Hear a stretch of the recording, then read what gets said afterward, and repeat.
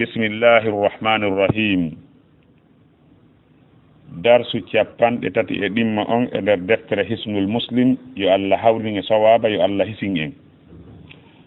haray ka fewnuɗen ɗon ko fii du'a sujudu janngugol bi ma'ana si goɗɗo jangi alqur'ana ha o hewti sujudere o sujji ko o haani du'orde kon ɗon du'a sujudi tilawa du'a sujudu janngugol. donc haray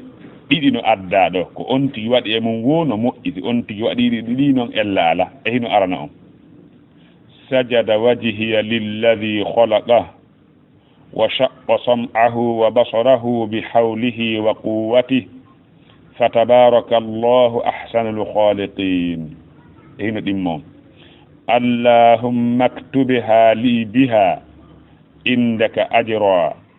وضع عني بها وزرا واجعلها لي عندك ذخرا وتقبلها مني كما تقبلتها من عبدك داود. سجد وجهي للذي خلقه وشق سمعه وبصره بحوله وقوته فتبارك الله أحسن الخالقين. اللهم اكتب لي بها عندك أجرا وضع عني بها وزرا واجعلها لي عندك ذخرا وتقبلها مني كما تقبلتها من عبدك داود. سجد وجهي للذي خلقه وشق سمعه وبصره بحوله وقوته فتبارك الله أحسن الخالقين. اللهم اكتب لي بها عندك أجرا وضع عني بها وزرا واجعلها لي عندك ذخرا وتقبلها مني كما تقبلتها من عبدك داود. يالهم سوابا sujudeege ɗen no ka alqur'ana ko ɓuri e sellude kon nokkiri 15 ko ɓuri e sellude kon no woodi wiɓe ko 14 donc haray kono ko ɓuri e jikkude kon sujudeege ɗen no ka alqur'ana nokkiri 15 no fuɗɗori ka lannoode simore araf sujudere no ɗon no sakkitori ka simore iqra'a so a lanni iqra'a wasjudu waqtaribi sujudere no ɗon si tawi neɗɗo juulowo neɗɗo jangowo alqur'an on o hewtiɗo foti himo ka nder julde foti o ala e nder julde si o hewtiɗo no yiɗanamo moƴƴa nde o sujjata ko sunna si tawi noon on tigi sujjali junubu fawakimo wa kadhalika si tawi neɗɗo on no jentade ko wona jangede harana e radio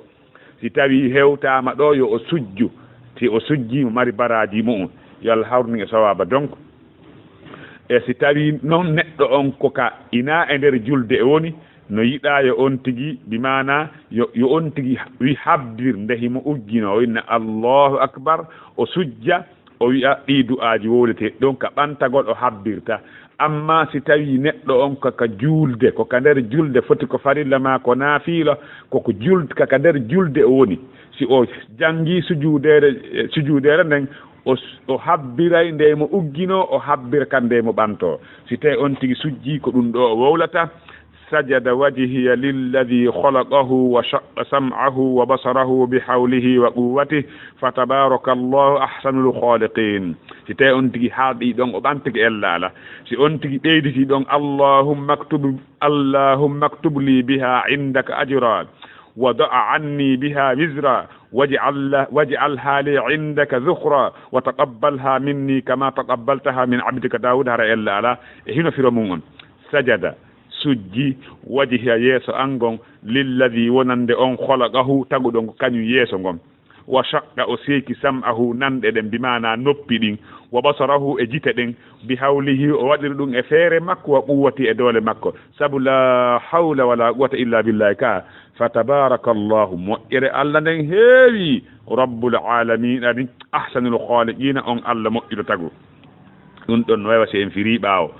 allahumma aktub li Allah windanan allahumma aktub li allah windanam biha sabu nde sujudere nde mi sujjiɗo allah windana indaka kama ajiran joddi wada lelnu ittu anni ngay e an biha sabu nde sujudere ɗo wisiran junubu ittanan junubaji anni waji alha waɗanan nde ɗo sujudere waɗu nde ɗo sujudere li wonan ndelan indaka kamaɗa zuhuran maranari waɗan ɗum ɗo maranari kama ka bonata wa taqabbalha jaɓu nde ɗo sujudere minni immorde an kama taqabbaltaha wono jaɓiranɗa sujudore nde noon min abdika immorde jiyaɗo ma on Dawuda sabu Allah subhanahu wa ta'ala jaɓanno annabi Dawuda ko o sujji kom fa kharra raki'an fa anaba Allah waɗi on ɗon fa ghafarna lahu dhalik tay Allah jaɓanimo ka ɓaawo sujji o torki Allah yawtama Allah jawtanimo ka namo donc haray almuhim si tawi neɗɗo on sujji no yiɗa yo wowlu ɗum ɗo amma hadisi arana on ko egga e mum ko nene Aisha ka sajada wajhiya lilladi khalaqahu wa shaqqa sam'ahu wa basarahu bi hawli quwwatihi fa tabarakallahu ahsanul khaliqina ko nene Aisha woni ko filli ɗum ɗon amma hadis allahumma aktub li biha indaka ajra wa da' anni biha wizra waj'alha li indaka dhukhra wa taqabbalha minni kama taqabbaltaha min abdika Daud ɗum ɗon ko filli ɗum ɗon ko Abdullah ibn Abbas yo Allah subhanahu wa ta'ala hawne sawaba haray ɗo sujudeje ɗen ka alqur'ana wiɗen ko 15 donc haray du'a go ka haray no wonde ɓural molnagal oɗo sujjugol ɗo sabu si tawi neɗɗo on sujji o jangi sujudere o sujji o nelaɗo makiri seytani pottitoto o wulla o inna halkare makko kanko seytani ndaari oɗo neɗɗo no yamira sujjugol o sujji ko aljanna wodanimo kanko e seytane kanko iblis o yamirano yo sujji o sali ko yiite wodanimo haray yo Allah hawrninge sawaba haray ko ɗum ɗo woni komi faami e ngal dammugal kadi haray ko haɗi yaññe moƴƴa fi ñaawoje sujji gongol ko ɓaawo naa fi'u wonɗen e janngude ɗo si teno ko fi'u janngan ɗen en yaññayno kono ko ɗo ko askar ji ɗin wonɗen e janngude e du'aji ɗin yo Allah hawne sawaba wallahu a'lam